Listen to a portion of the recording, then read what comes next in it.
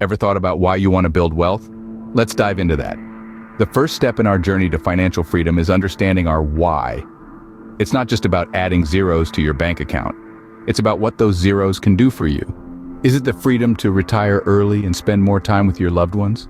Maybe it's traveling the world, experiencing new cultures and cuisines, or perhaps it's about providing a better life for your family, making sure your kids won't have to struggle the way you did. Your why is your personal compass, guiding every financial decision you make. It's the fuel that keeps you motivated, even when the going gets tough. So take a moment, dig deep, and really think about your why. Once you've got that, you're ready to take the next step. Now that you've got your why, let's see where your money is actually going. It's time to face your spending habits. And yes, it might sting a bit. But let's remember, honesty is the best policy, especially when it comes to your finances. So let's dive right in. Imagine your money as a river. You're at the helm, and you need to know where every current is flowing, every penny is going. This isn't about guilt or judgment, it's about understanding. It's about taking control of your financial ship and steering it towards your goals. Now, how do we track our money? Well, we're blessed to live in an era of convenience, and there are countless budgeting apps out there to help you. These apps can connect to your bank account, categorize your spending, and even set budgets for you. It's like having a personal finance manager in your pocket. But if you're more of a pen and paper person, that's entirely okay. Grab a notebook and start jotting down every single expense. The morning coffee, the weekly groceries, the monthly bills, even the sneaky late-night online shopping. Everything counts. Remember, we're aiming for brutal honesty here. It might be a bit uncomfortable to see where your money is really going, but it's a necessary discomfort. It's like ripping off a Band-Aid. It stings at first, but ultimately it leads to healing. As you track your expenses, patterns will emerge. You'll start noticing the big money drainers, the unnecessary subscriptions, the impulse purchases. This is powerful information, my friends. It's like unraveling a mystery where you're both the detective and the culprit. Now, I want to emphasize, this isn't about feeling bad about your spending habits. This is about gaining insight, about understanding your financial behavior. It's an opportunity to take the wheel, to redirect the currents of your money river. So, take this challenge. Track your spending for a month. Be brutally honest. Uncover the truth of your financial habits. It might be a bit daunting, but believe me, the clarity you'll gain is worth the effort. With a clear picture of your spending, it's time to cut the crap. And remember, every penny tracked is a step towards your financial freedom. So, let's keep chasing potentials together. Cutting costs doesn't mean sacrificing joy. We've all heard the saying, a penny saved is a penny earned. But how do we save pennies without making our lives miserable? The answer lies in smart choices and prioritizing experiences over mindless spending. Let's talk waste. Those little daily indulgences can add up.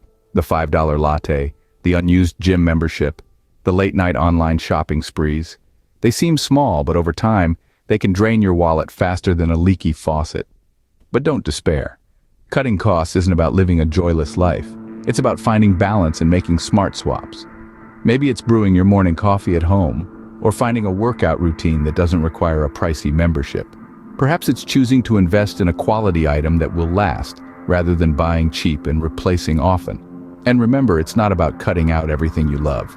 If you're a foodie with a penchant for fine dining, maybe you can swap eating out every week for a monthly gourmet experience. Love fashion? Consider thrifting or clothing swaps instead of fast fashion. Prioritize experiences that bring you joy. And don't be afraid to spend on them. After all, what's the point of wealth if not to enhance our lives? Now, take a look at your spending.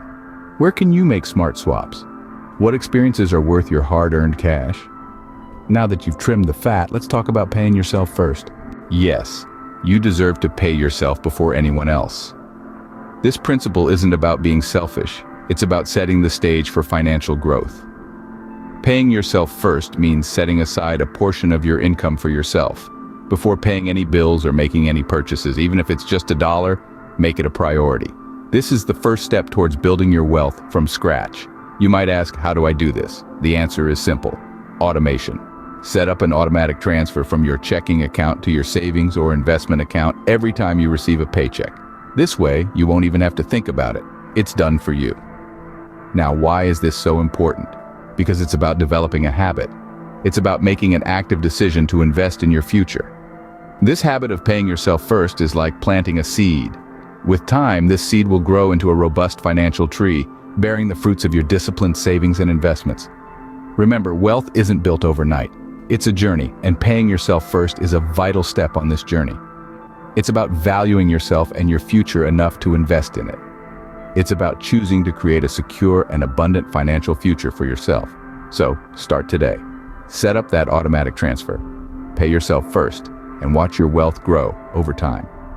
With a savings habit in place, it's time to think beyond the bank. Ready to make your money work harder for you?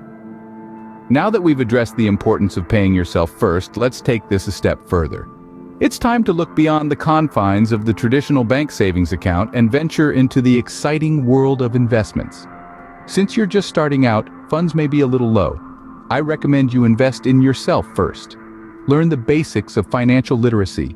Increase your skill set to not only manage your finances and staying up to date on the latest investment trends, but to become more valuable to the human race and earn more money, making it easier to reach your financial goals.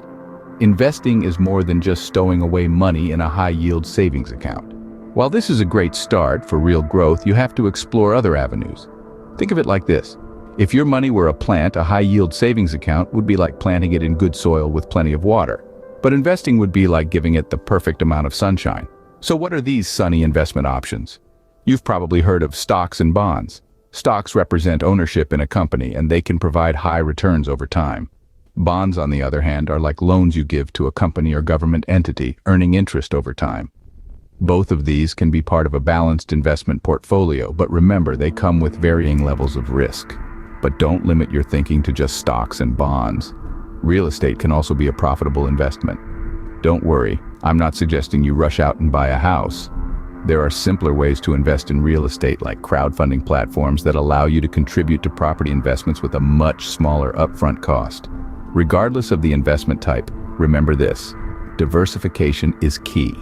By spreading your investments across different types, you reduce risk and increase potential for growth. It's like betting on multiple horses in a race, instead of putting all your money on one.